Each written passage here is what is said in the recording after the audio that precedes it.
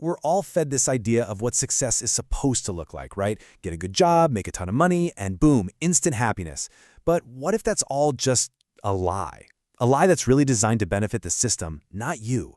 So today, we're going to dig into a framework from influencer Leon Hendrix that's designed to help you find what you're truly meant to do. So let me ask you something, and be honest. Is the dream you're chasing really yours? So many of us are just following a map that leads to somebody else's treasure. And yeah, following the crowd might feel safe, but a lot of the time it's actually the fastest way to get completely and totally lost. There's this famous saying in the world of finance, and it applies perfectly to life. See, in investing, the person who buys when everyone else is freaking out and selling is often the one who wins big. Well, the exact same thing is true for your career. When everyone is chasing the same old definition of success, the real, juicy opportunity for fulfillment, it's usually in the complete opposite direction. And that right there, that's the biggest lie we're sold, that a massive paycheck is going to solve all our problems. Leon Hendrix learned this one the hard way. By the time he was 22, he'd built this super successful e-commerce business, raking in about $500,000. I mean, he had the dream life, right? Money just rolling in automatically. But he was absolutely miserable. He realized that no amount of money could ever fill that huge void left by a lack of real passion and purpose. Okay, so if we want to find our true calling, we first have to unlearn the myths that are holding us back. Leon points out 3 specific lies that keep us feeling stuck. And trust me, once you see them, you can't unsee them. Let's get into it. All right, lie number 1. This idea that if you find your talent, work will suddenly feel effortless and fun all the time. Oh man, that is a complete myth. Think about the legendary animator Hayao Miyazaki. If you watch documentaries about him, he's constantly muttering, "What a pain." Even a certified genius finds his passion to be a total grind sometimes.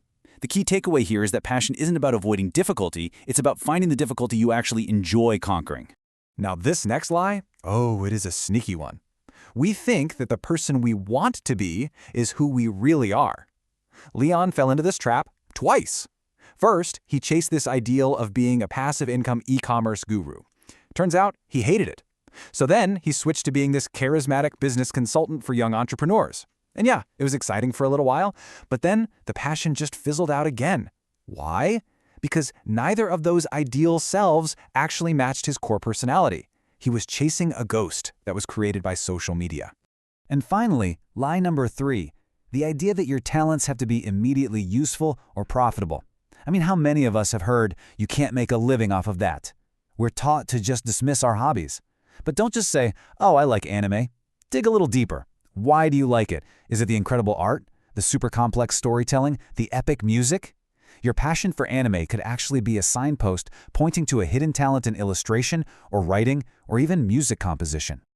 All right, so we've just torn down all the myths that hold us back. So what's next? Well, now for the good part. Leon Hendrix came up with this really simple 3-step guide to actually uncover those hidden strengths and find the work that you are truly meant to do. It's pretty straightforward.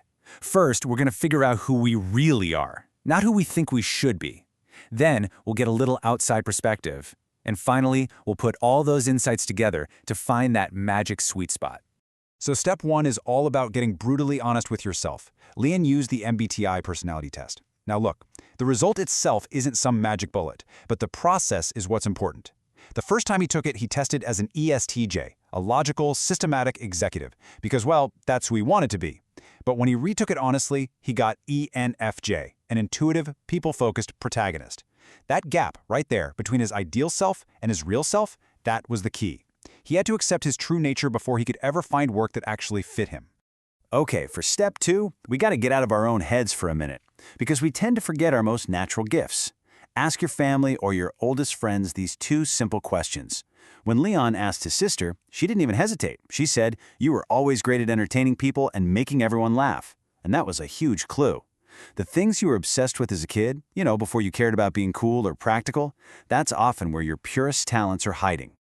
And now we get to the final and most powerful step, finding your core. This is where we combine everything we've learned about ourselves with our passions to pinpoint our unique talent. And we do that by finding the intersection of 3 key elements. So first, your purpose. What impact do you want to have on other people? Do you want to entertain them, teach them, inspire them? Second, your interests. What subjects truly fascinate you? Psychology, tech, sports? What could you learn about for hours? And third, and this one is absolutely critical, what activity gives you energy? For some people, it's public speaking. For others, it's quietly writing, or maybe organizing complex data. It's that one task that other people find exhausting, but for you, it's energizing. See, your true talent isn't just one thing. It's that unique combination. That sweet spot where what you love to do, what you care about, and the impact you want to have all come together in one place. This is the kind of work that doesn't feel like work at all. I know, this can all sound a little abstract, right? So let's make it super concrete. We're going to walk through a real-world example to show you exactly how this works. So instead of a personality test, here's a different way to tackle step 1. Start by listing your non-negotiables. He knew he hated repetitive, simple tasks. He knew he hated having to follow someone else's orders, and he absolutely despised the morning commute. This anti-vision was incredibly clarifying. It told him right away that he needed work that was creative, autonomous, and flexible. From there, he just put the pieces together.